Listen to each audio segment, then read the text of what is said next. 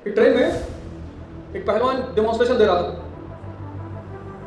तो नींबू लिया, उसने नींबू को काटा और फिर दोनों तरफ से नींबू को नीचे उड़ दिया। और फिर उसने ट्रेन में जितने लोग बैठे थे उनसे कहा कि जो इन नींबू में से 2-3 बूंद और निकाल देगा उसको मैं 10,000 रुपया दूंगा। एक बड़ा दुबला पतला सा आदमी उठा, बोला भैया मैं निकालूंगा।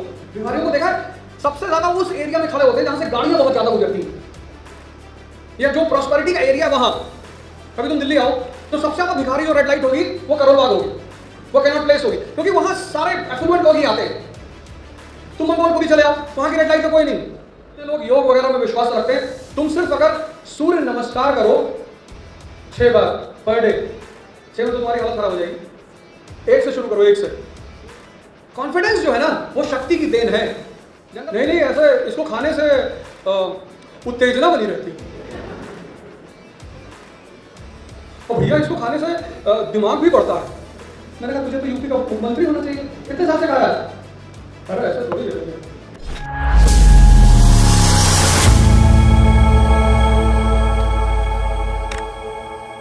एक ट्रेन में एक पहलवान डेमोन्स्ट्रेशन दे रहा था,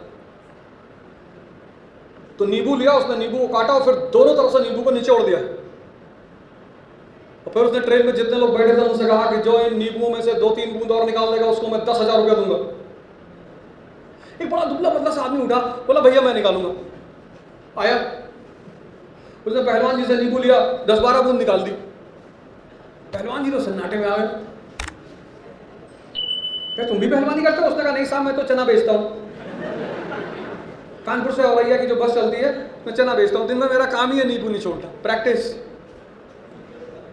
प्रैक्टिस इतनी जबरदस्त चीज है, इतनी।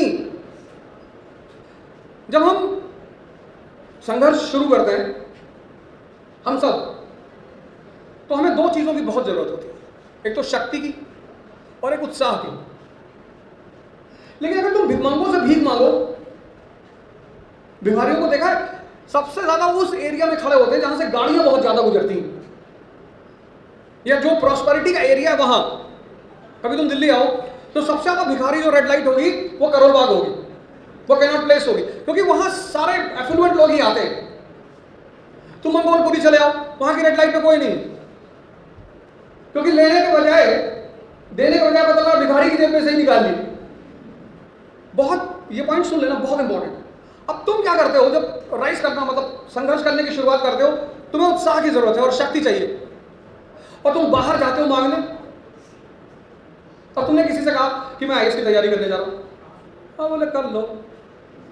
तिवारी जी की बिटिया दे रही थी, 2 बार थी, पागल हो गई। उसके बाद वो सीधे तुमसे नहीं कहेगा कि मत करो, सीधे कहेगा ही नहीं। तुम कभी ट्राई करके देखो, कोई तुम्हारे साथ मार्केटिंग करने गया, कपड़ा ले रहा है, धीरे से कुछ बोल दो उसके बारे में उल्टा सीधा कि लेवाइस की पैंट श्रिंक बहुत जल्दी होती है। अच्छा, 98% लोग इस दुनिया में सेल्फ डिसीजन लेने की क्षमता नहीं रखते। बस उनको धीरे से कोई बात बोल दो कि ज्योग्राफी में नंबर नहीं आते हैं। कुछ लोग तैयारी कर रहे हैं पैलेओलिथिक एज से, और तब से सब्जेक्ट ही चेंज कर रहे हैं। बहुत लोगों से मेरी दिल्ली मुलाकात होती, हर 6 महीने पे सब्जेक्ट चेंज कर देते। मैंने कहा क्या हुआ? सर उसमें नंबर नहीं आते। तुम मेंस लिखे हो? नहीं सर। तो तुमको कैसे पता नंबर नहीं आ रहे? 2 चीजों की तुम्हें जरूरत पड़ेगी, एक उत्साह और एक शक्ति, जो तुम्हें बाहर बहुत रेयर में मिलेगी, बहुत रेयर। तो क्या करें? अगर तुम उसको अपने अंदर ही जनरेट कर लो, साधना करो। हर धर्म ने रास्ता बताया है, चाहे इस्लाम हो, चाहे हिंदुइज्म हो, चाहे क्रिश्चियनिटी हो, चाहे सिखिज्म हो, सब ने रास्ता बताया, सब ने। तुम अपने धर्म वाला निकाल लो।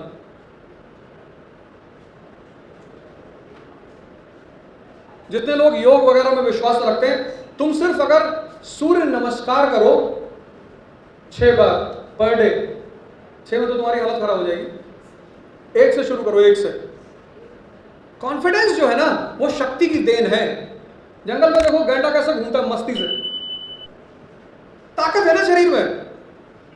सामने कोई पड़ गया, फाड़ दिया। ये जो तुम कॉन्फिडेंस बाहर ढूंढ रहे हो ये नहीं मिलेगा। है ही नहीं। मैं कभी कभी मोदी जी के बारे में सोचता हूं तो मैं सोचता हूं कितना संघर्ष किया होगा इन्होंने, कितनी आंतरिक क्षमता विकसित की होगी, कितना लोगों ने डराया होगा। कल इतिहास उनके बारे में क्या कहता है वो अलग बात है, लेकिन पर्सनली बहुत बड़ी अचीवमेंट है।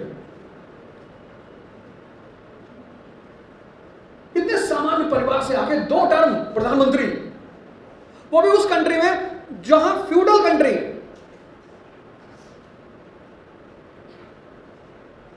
कितनी अंदर ताकत होगी। जैसे हमको तुमको लोग डिमोरलाइज करते हैं, मैं तो तैयारी करने आया तो लोग मेरे ऊपर हंसते थे कि अरे अब धौलपुर हाउस बंद हो जाएगा।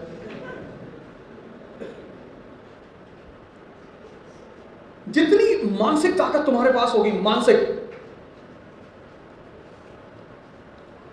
मैंने अपने घर में 3 फोटोग्राफ रखी है, तो कई सारी, 3 पर मेन फोकस रहता है मेरा।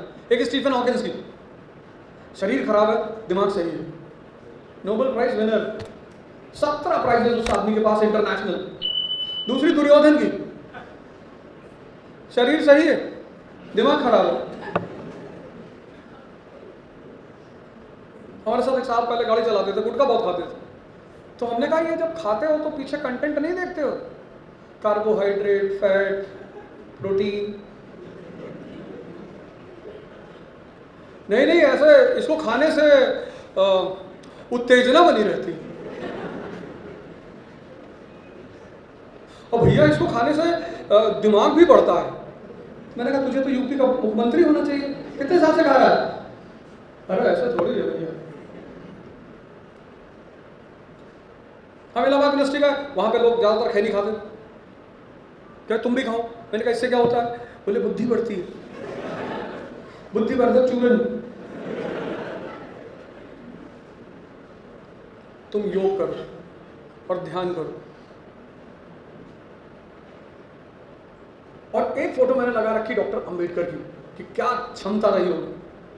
तुम्हारी एक दिन कोई बेइज्जती करते, तुम दूसरे दिन कॉलेज नहीं आओगे, या तुम टीचर से बदला लेने की सोचोगे। उस आदमी को संभोली के स्कूल में डेली उनको बोरा लेकर आना होता था, डेली, और क्लास में जाने के बाद अपना बोरा उठा के ले जाना होता था, क्योंकि स्कूल का नौकर उस बोरे को टच नहीं करेगा, अछूत का बोरा है। डेली। क्या मानसिक स्थिति रही होगी उस आदमी की कि मैं जाऊंगा, मैं पढ़ूंगा। एल्फिंस्टोन कॉलेज मुंबई, बोले संस्कृत नहीं पढ़ने देंगे, अछूत हो तुम। बोले ठीक, पर्शियन पढ़ेंगे। हाईएस्ट नंबर पर्शियन, आज तक उनके रिकॉर्ड को कोई तोड़ ही नहीं पाया। कोलंबिया यूनिवर्सिटी से डीएससी, पीएचडी के बाद, पीएचडी में इतने नंबर, इतने कि यूनिवर्सिटी ने खुद ऑफर किया डीएससी, डॉक्टरेट ऑफ साइंस, कि साहब हमारे ऐसे और एक डिग्री ले लो। हिंदुस्तान के इतने बड़े बड़े घराने के लोग अपने बेटे को ग्रे इन में नहीं पढ़ा पाए। लंदन का कॉलेज है लॉ का, वहां से पढ़े, लौट कर आए, फिर वही नाटक। अमेरिका गए, कोलंबिया, तो वहां क्या हो गए? सिटीजन हो गए अमेरिका के। तो सिटीजन के पास तो राइट होती है, जैसे आज तुम सिटीजन हो। लेकिन जब वो वहां से वापस आए इंडिया, तो इंडिया नेशन नहीं था, फिर अछूत हो गए। वो इतना पढ़ के आए, फिर अछूत हो गए। ऑफिस में अगर चपरासी नहीं है तो वो पानी खुद से नहीं ले सकते थे, उनके लिए कहावत थी, no beyond no water. Round table conference second attend करने का, इतनी तबीयत खराब, इतनी उल्टी, पता नहीं क्या क्या। डॉक्टर ने कहा कि नहीं आप नहीं जा सकते। अरे यार कैसी बातें करते हो। 3 बेटे बच्चे मर गए, सबसे छोटा वाला मरा, वो तो टूट ही गए एकदम से।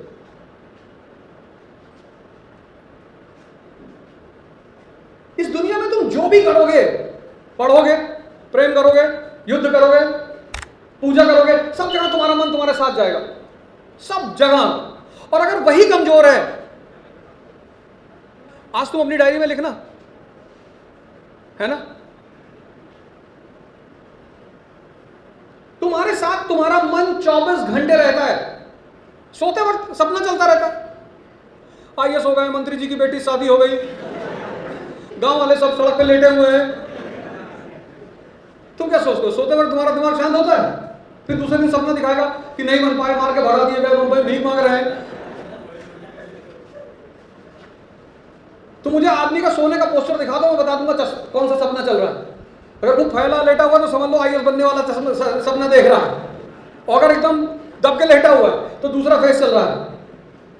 तुम्हारा दिमाग तुम्हारे पीछा कहीं नहीं छोड़ता, और जो तुम्हारा दिमाग पीछा कहीं नहीं छोड़ता वही कमजोर है। तुमसे किसी ने कह दिया तुम्हारा आईएएस में नहीं होगा, ठीक, मेरा आईपीएस में होगा। छोटी छोटी बातों को तुम लोगों को माइंड करते हो। हमको इतना ट्रोल करते हैं, इतना, हफ्ते में 18 बार करते हैं, 7 ही दिन होते हैं, खूब ट्रोल करते हैं, ऐसा है वैसा है, ये है वो है। पहले तो एक आध बात धमकी भी दी, गाली भी दी, उनको लगा टीचर है। टीचर नहीं है तो शौक में पढ़ा लेते, कोई नहीं पढ़ा रहा तो पढ़ा देते। फोन मिला के धमकी दोगे तो अपनी मन की, और तुम 22 साल के युवा गुटखा खा रहे हो। मतलब मेरा मन होता है तुम्हारे कॉलेज में अगर कहीं कोई थूका हो तो पकड़ के लटका दो पेड़ में तुरंत। ये कॉलेज कैंपस कितना साफ होना चाहिए, नहीं होना चाहिए?